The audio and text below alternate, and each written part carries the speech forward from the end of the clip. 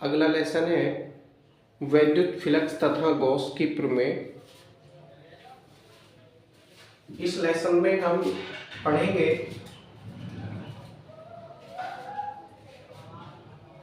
वैद्युत flux, Gauss नियम का प्रकथन तथा अनंत लंबाई के एक समान आवेशित सीधे तार, एक समान आवेशित अनंत समतल चादर तथा एक समान आवेशित पतले गोलीय खोल, उसके भीतर तथा बाहर वैद्युत क्षेत्र ज्ञात करने में इस नियम के प्रयोगों को समझेंगे। तो यहाँ सबसे पहले जो परिभाषा आती है वो घन कोण की परिभाषा आती है। जब हम कोई वृत्त बनाते हैं तो वृत्त की जो परिधि होती है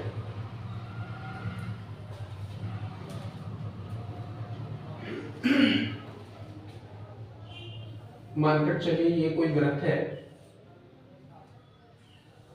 जिसका केंद्र बिंदु O है, जिसका केंद्र बिंदु O है। तो वृत्त की जो परिधि है, इसके चारों ओर का जो ये आकृति बनाई है मैंने, इसको परिधि कहेंगे। इस वृत्त की परिधि गोली के केंद्र पर एक कोण अंतरित करती है, इसे समतलीय कोण कहते हैं। इसका मात्रक होता है रेडियन, इसका मात्रक होता है रेडियन, और इसका सूत्र होता है कोण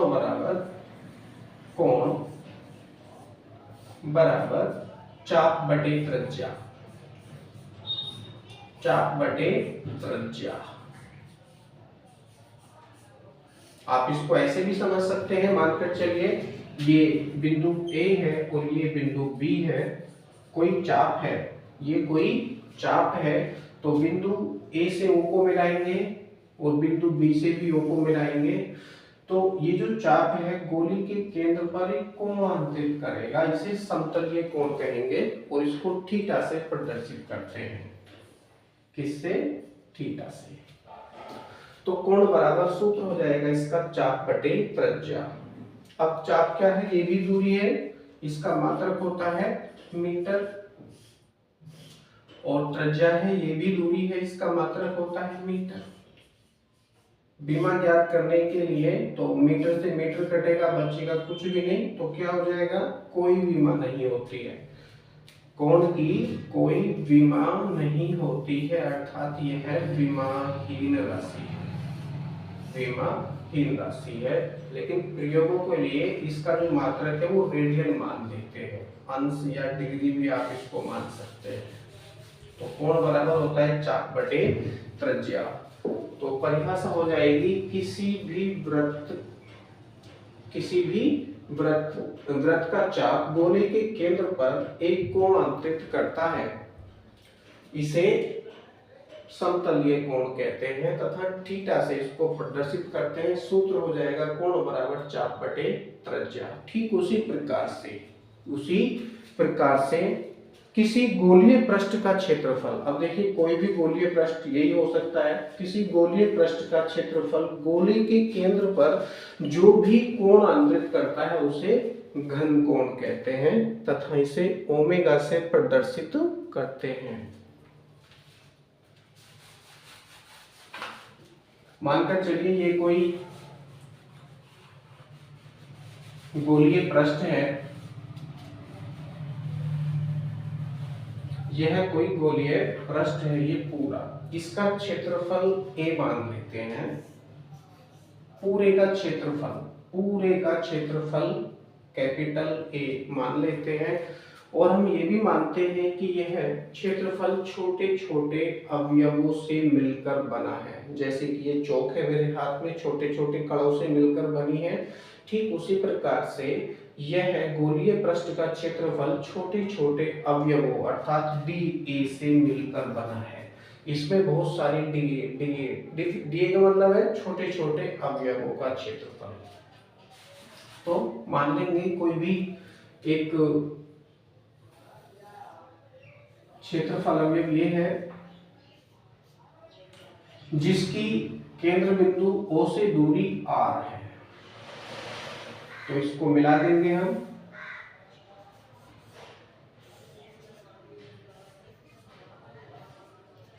परिभाषा के अकॉर्डिंग किसी गोलीय पृष्ठ का क्षेत्रफल गोले के केंद्र पर जो भी कोण अंतरित करता है उसे घन कोण कहते हैं। तो ये क्षेत्रफल अवयव है, इसको डीए से प्रदर्शित करेंगे। इसी प्रकार के बहुत सारे क्षेत्रफल अवयव इसमें पाए जाते हैं। और इसकी डिस्टेंस है बिंदुओं से, तो क्या हो जाएगा, जो हमारा घनकोण होगा कुछ इस तरह से आप इसको शो कर सकते हैं। इसको किससे शो करते हैं, डी ओमेगा से। अब आप कहेंगे डी ओमेगा मैंने क्यों लिखा है, क्योंकि ये छोटे छोटे अवयवों से मिलकर बना है। तो पहला अवयव तो कहीं ये हो सकता है, दूसरा अवयव कहीं यहाँ, तीसरा यहाँ, चौथा, पांचवा, छठा, 10, 20, 50, 100, 200 अवयव इसमें हो सकते हैं। जितना बड़ा क्षेत्रफल होगा उतने ही इसके अवयव होंगे। तो इसका जो अवयव है उसके कारण बनने वाला घनकोण डी ओमेगा है। कुछ इस तरह से प्रदर्शित किया है मैंने।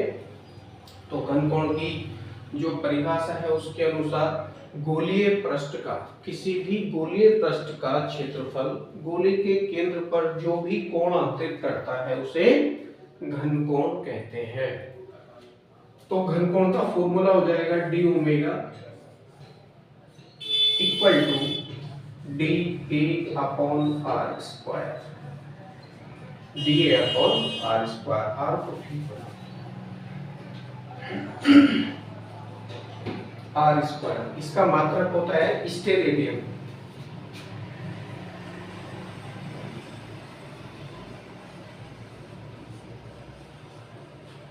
स्टेरेडियन।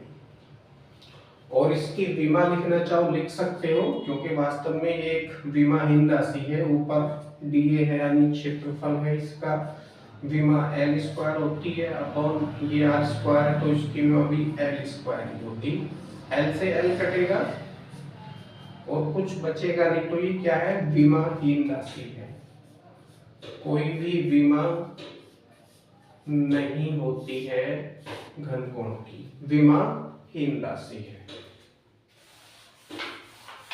तो फॉर्मूला हो जाएगा इसका d omega equal to d A upon r square steradian. अब यदि क्योंकि घनकोण के बाद में स्टेरेडियन की भी हमको परिभाषा बतानी है, यदि डी ए को आर स्क्वायर के बराबर मान ले तो क्या होगा,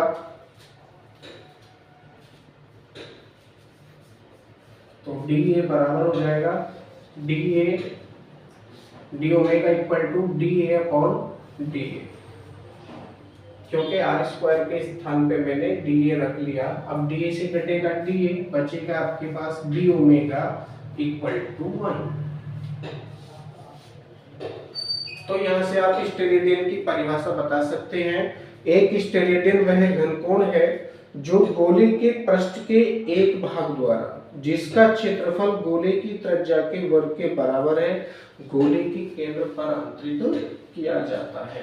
यह हो जाएगी स्टेरेडियन की परिभाषा। आगे आता है आपका वैद्युत फ्लक्स।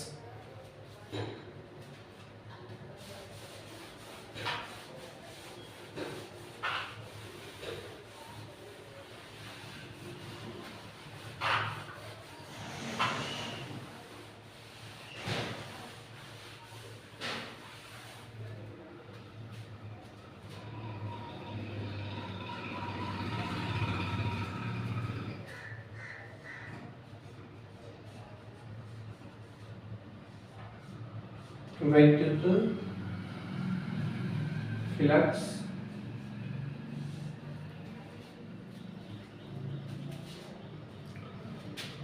वैद्युत क्षेत्र में स्थित किसी काल्पनिक पृष्ठ द्वारा वैद्युत फ्लक्स उस पृष्ठ से होकर गुजरने वाली वैद्युत बल रेखाओं की संख्या की माप है।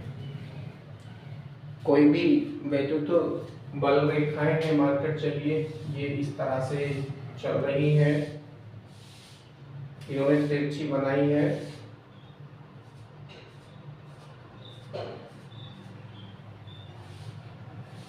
और कोई भी पृष्ठ आप ये मान सकते हैं कि इन रेखाओं के मार्ग में ये कोई पृष्ठ है और इसका जो क्षेत्रफल अवयव है बहुत छोटा वाला कोई ये हो सकता है। क्षेत्रफल अवयव आप इसको डी ए से प्रदर्शित कर सकते हैं। और यहाँ पर जो वैद्युत क्षेत्र है वो ई इस तरह से है, क्योंकि बल रेखा इसमें से गुजर रही है, तो ये जो इसका क्षेत्रफल अवयव है इसमें से भी बल रेखाएं गुजरेंगी। ई वेक्टर और ये डी ए वेक्टर कुछ इस तरह से आप बना सकते हैं।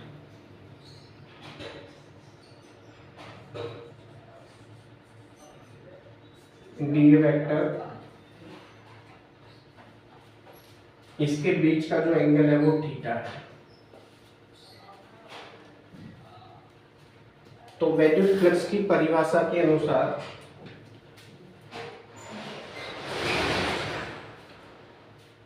वैद्युत क्षेत्र में स्थित किसी काल्पनिक पृष्ठ पर वैद्युत फ्लक्स उस पृष्ठ से होकर गुजरने वाली बल रेखाओं की संख्या की माप है।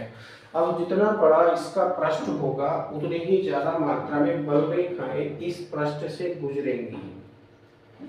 इसको फाई ई से हम प्रदर्शित करते हैं, तो फाई ई इक्वल टू हो जाएगा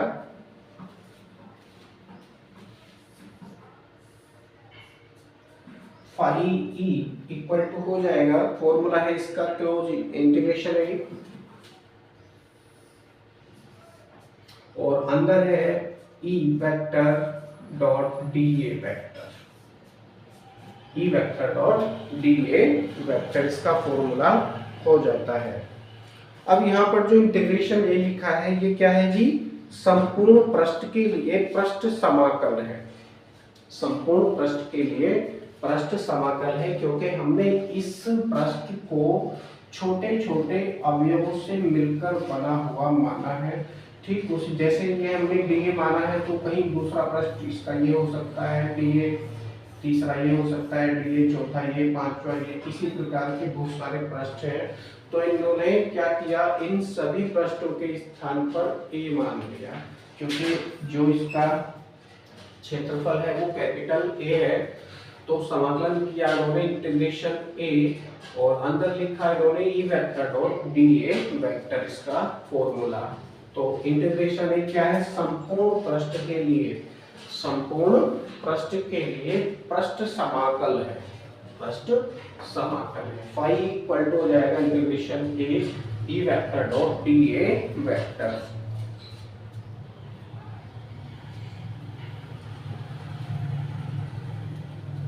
अब यहीं से आप इसमें से दूसरी परिभाषा भी बना सकते हैं। वैद्युत क्षेत्र में किसी पृष्ठ से बद्ध वैद्युत फ्लक्स उस पृष्ठ पर वैद्युत क्षेत्र के पृष्ठ समाकल के बराबर होती है।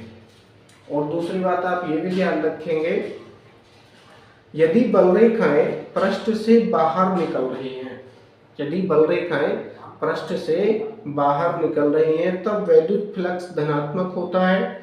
यदि बल रेखाएं पृष्ठ में प्रवेश कर रही हैं तब वैद्युत फ्लक्स ऋणात्मक होता है।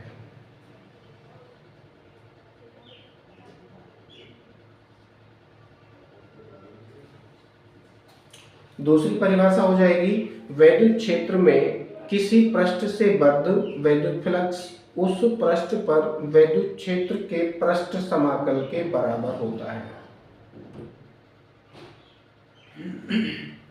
अब आप यहाँ पर क्या करेंगे, इसी फॉर्मूले में E vector dot d A vector बनना है। आपने फर्स्ट फिजिक्स में पढ़ा होगा A vector dot B vector equal to क्या होता है, A B cos theta, A B cos theta. और ये मान लेंगे, मानकर चलिए E वेक्टर और डी ए वेक्टर के बीच बनने वाला जो एंगल है वो थीटा है। तब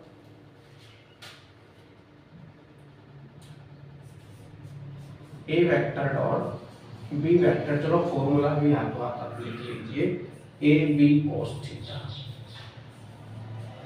ये होता है, चूंकि का चिन्ह लगाकर, इसीलिए क्या हो जाएगा, आप इसी में इसको फिट करेंगे तो फाई ई इक्वल टू हो जाएगा integration A E D A cos theta, E D A cos theta, कुछ इस तरह से ये हो जाएगा, E D A cos theta. अब आप क्या करेंगे, इसका समाकलन करेंगे तो फाई ई इक्वल टू हो जाएगा, जो चीज कॉमन है उसको कॉमन करेंगे, यहाँ पर जो कॉमन है वो ई और cos थीटा कॉमन है, तो इसको बाहर करेंगे ई इंटू cos थीटा, और अंदर रहेगा इंटीग्रेशन ए और डी ए, इंटीग्रेशन ए और डी ए। अब क्या है देखिए, पूरे पृष्ठ के लिए जो क्षेत्रफल है वो हमने ए माना है, और ये जो इंटीग्रेशन ए शो कर रहा है पूरे पृष्ठ के क्षेत्रफल को शो कर रहा है, इसीलिए हम इस पूरे के स्थान पर कैपिटल ए का भी प्रयोग कर सकते हैं, कैपिटल ए का भी प्रयोग कर सकते हैं। तो क्या होगा, चूंकि का चिन्ह लगाकर लिखेंगे इंटीग्रेशन ए और अंदर रहेगा d A equal to capital A, पूरे पृष्ठ के लिए जो क्षेत्रफल है वो ए है। तब क्या हो जाएगा, फाई ई इक्वल टू हो जाएगा E cos theta, E cos theta into ए,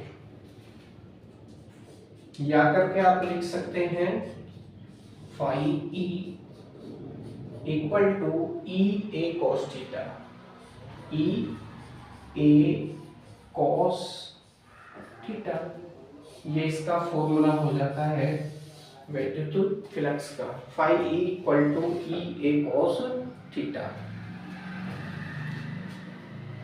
अब इसमें विशेष परिस्थितियां भी आती हैं कि यदि समतल पृष्ठ वैद्युत क्षेत्र ई के लंबवत रखा है, यदि समतल पृष्ठ वैद्युत क्षेत्र के लंबवत रखा है,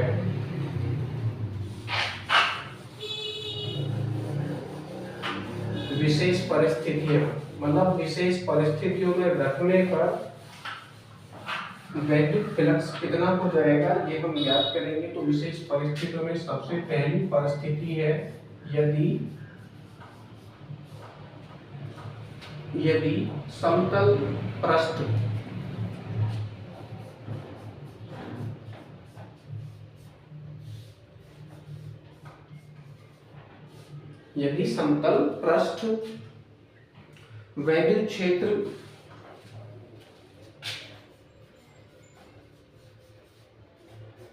वैद्युत क्षेत्र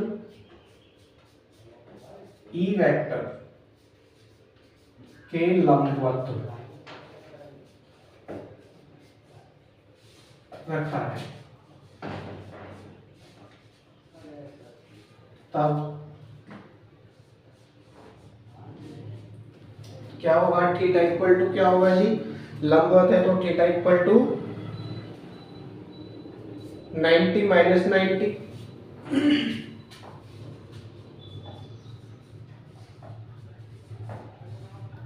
पृथ्वी तल के समांतर पृथ्वी तल के सापेक्ष आप इसको ज्ञात करेंगे तो 90 माइनस 90 इक्वल टू क्या हो जाएगा, 0 हो जाएगा, 90 माइनस 90 इक्वल टू 0। अब आप कहेंगे 90 माइनस 90 क्यों किया, क्योंकि भैया देख लीजिए यह जो क्षेत्रफल है, जो हमने पृष्ठ क्षेत्रफल माना है, यह पृष्ठ क्षेत्रफल वैद्युत क्षेत्र के लंबवत माना है। अब इस कंडीशन में वैद्युत क्षेत्र के लंबवत, अब यदि हम पृथ्वी तल के सापेक्ष इसकी दिशा ज्ञात करेंगे तो 90 में से इसको घटा देंगे तो हो जाएगा 90 माइनस 90, क्योंकि लंबवत जो कोण बनता है वो 90 अंश का बनता है। आप इसको लंबवत भी कह सकते हैं, लंबवत। एक होता है क्षैतिज, एक शब्द होता है क्षैतिज, तो क्षैतिज को यहाँ समझ लीजिए, क्षैतिज होता है कि पृथ्वी तल के बिल्कुल समांतर, मान के चलिए कोई पृथ्वी तल है और इसी के समांतर आप कोई रेखा और खींच देंगे, एक और रेखा खींच दीजिए, कितनी रेखा आप खींच दीजिए, समांतर है तो क्या है, क्षैतिज है। और क्षैतिज में जो एंगल बनता है वो 0 डिग्री होता है या 180 डिग्री होता है। 0 डिग्री या पलट कर 180 डिग्री होता है।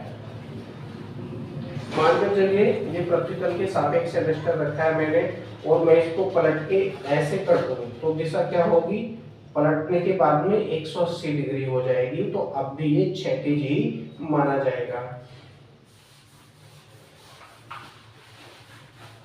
तो इस कंडीशन में क्या होगा जी, वैद्युत flux phi E equal to हो जाएगा ई A cos 0, E A cos 0, और कॉस 0 की जो वैल्यू होती है सारणी के अकॉर्डिंग वो होती है 1, तो फाई ई इक्वल टू हो जाएगा ई A into 1, E A into 1, और 1 से इसका मल्टीप्लाई करेंगे तो क्या हो जाएगा जी,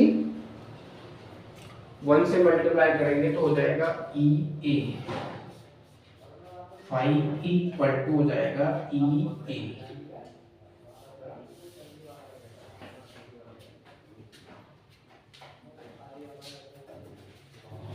ये उस कंडीशन में वैद्युत फ्लक्स आता है जब समतल पृष्ठ वैद्युत क्षेत्र के लंबवत रखा है, अभी लंबवत रखा है।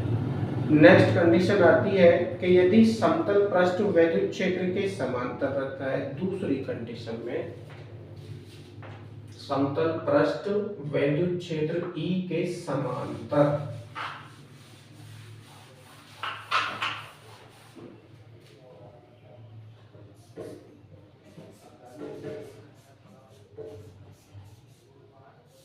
समांतर रखा है, तो थीटा की वैल्यू कितनी होगी, समांतर के लिए इसको भी 90 में से हम घटाएंगे तो 90 माइनस 0, 90 माइनस 0 इक्वल टू क्या हो जाएगा, 90 हो जाएगा। तो वैद्युत फ्लक्स कितना होगा, उसी फॉर्मूले का प्रयोग हम करेंगे तो फाई ई इक्वल टू हो जाएगा, सीधे का चिन्ह अगर लिखेंगे ई A cos 90, E A cos 90। अब सारणी के अकॉर्डिंग cos 90 की वैल्यू कितनी होती है, 0, cos 90 की वैल्यू कितनी होती है, 0 होती है, तो रखेंगे phi E equal to E A into 0। अब 0 से इसका मल्टीप्लाई करेंगे तो क्या हो जाएगा, 0 हो जाएगा। इसका मतलब क्या हुआ, यदि यह पृष्ठ वैद्युत क्षेत्र के समांतर रखा है, यदि यह पृष्ठ वैद्युत क्षेत्र के बिल्कुल समांतर रखा है तो इसमें से कोई भी बल रेखा नहीं गुजरेगी जिसके कारण गुजरने वाला वैद्युत फ्लक्स 0 हो जाएगा।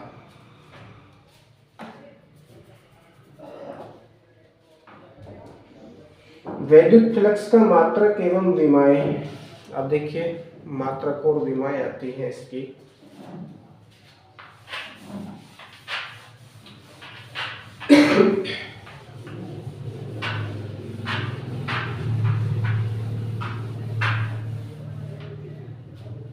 इसी फॉर्मूले का प्रयोग करते हुए आप इसका मात्रक और विमा बता सकते हैं।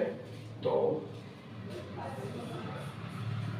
फाई ई इक्वल टू जो बाद में आया था ई ए, उसका भी आप प्रयोग कर सकते हैं, क्योंकि जो कोस थीटा है मात्रकहीन और विमाहीन राशि है, इसको छोड़ सकते हैं तो बचेगा केवल ई ए, और यही हमें कैलकुलेशन करनी है। तो यहाँ पर जो वैद्युत क्षेत्र है इसका मात्रक क्या होता है, वैद्युत क्षेत्र का मात्रक ज्ञात कर लेते हैं। E इक्वल टू होता है F upon Q, E equal to होता है F अपॉन Q, और F का जो मात्रक होता है न्यूटन और Q का मात्रक होता है कूलाम, तो न्यूटन प्रति कूलाम इसका मात्रक हो जाएगा।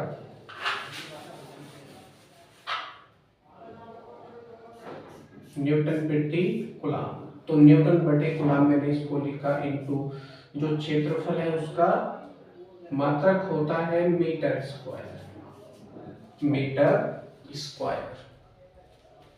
आगे आप इसको गुणा करके लिखेंगे, न्यूटन का मीटर से गुणा होगा तो न्यूटन मीटर स्क्वायर, अपॉन का जो कूलाम है इसको प्रति में लिखेंगे तो कूलाम हो जाएगा, अर्थात न्यूटन मीटर स्क्वायर प्रति कूलाम। द्वारा समझ लेंगे, न्यूटन मीटर स्क्वायर प्रति कूलाम इसका मात्रक होगा।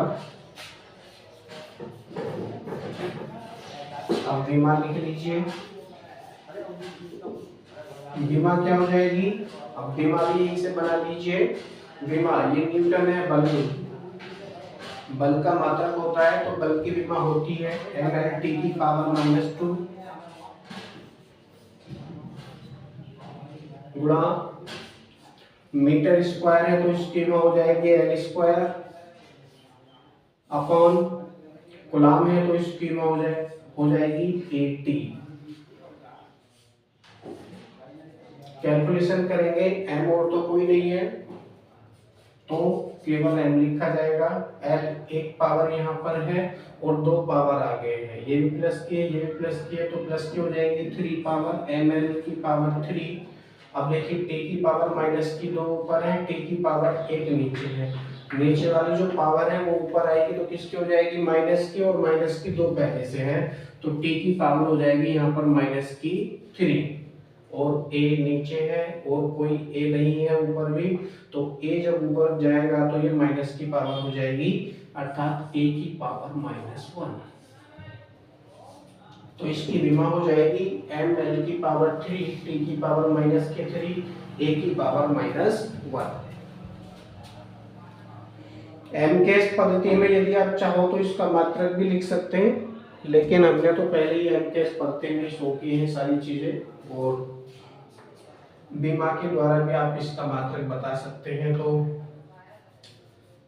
m क्या है, लंबाई, सॉरी मास किलोग्राम है तो किलोग्राम लिखेंगे, l लंबाई है तो मीटर की पावर 3 लिखेंगे, समय है अर्थात सेकेंड की पावर -3 लिखेंगे, और ये क्या है, एम्पियर।